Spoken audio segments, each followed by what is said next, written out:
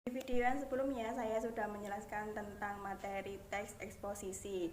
Di video kali ini saya akan mengulas sedikit tentang materi teks eksposisi, seperti pengertian, ciri, struktur, unsur kebahasaan, jenis, dan contoh teks eksposisi.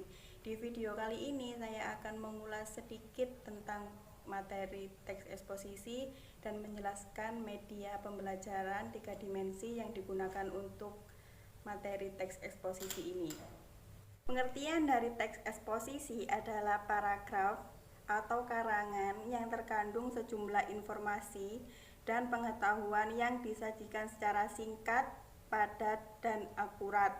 Sedangkan ciri-ciri dari teks eksposisi ini harus singkat, padat, dan jelas, gaya informasi yang mengajak, penyampaian teksnya secara lugas menggunakan bahasa yang baku, dan menjelaskan informasi-informasi pengetahuan.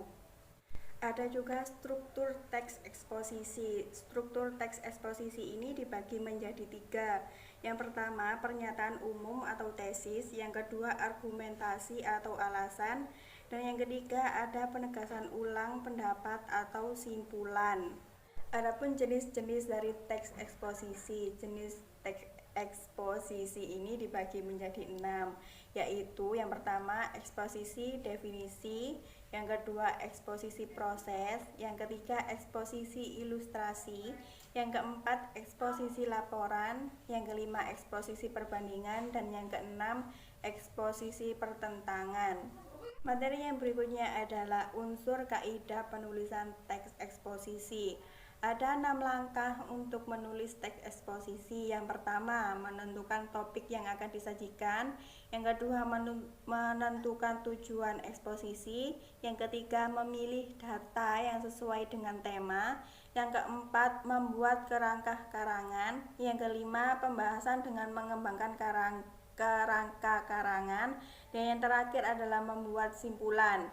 Dan ada juga unsur kebahasaan dari teks eksposisi. Unsur kebahasaan ini dibagi menjadi 4, yaitu yang pertama pronomina, yang kedua nomina, yang ketiga verba, dan yang terakhir adalah konjungsi. Untuk penjelasan materi teks eksposisi yang lebih lengkap, bisa ditonton di video saya yang sebelumnya.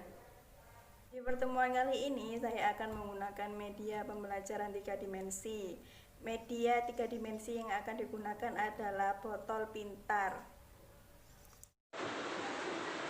Di video yang sebelumnya kan saya sudah menjelaskan tentang teori atau materi dari teks eksposisi.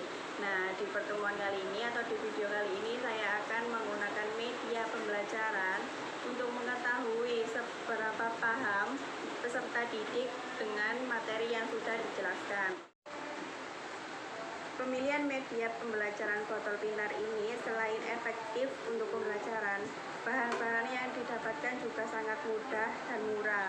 Bahannya terdiri dari botol bekas yang dibalut dengan kain flanel, resleting, dan juga hiasan.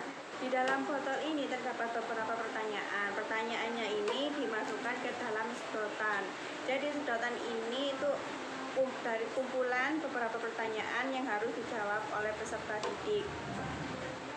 Bahannya selanjutnya ada untuk punishment dan juga reward.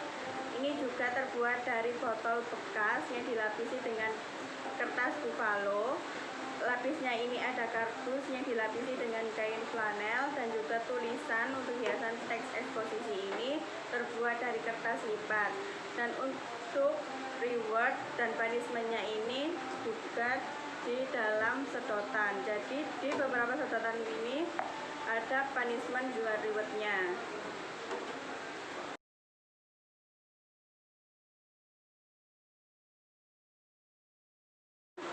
Caranya adalah belajar sambil bermain.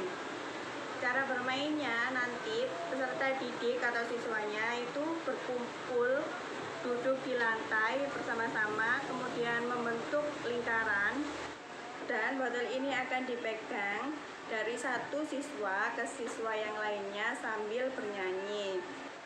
Siswa yang memegang botol ini di akhir lagu akan mengambil satu pertanyaan yang ada di dalamnya.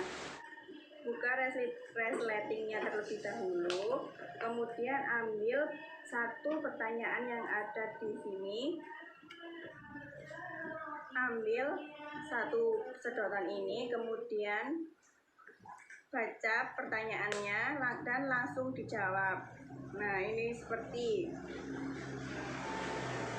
apa yang dimaksud dengan teks eksposisi.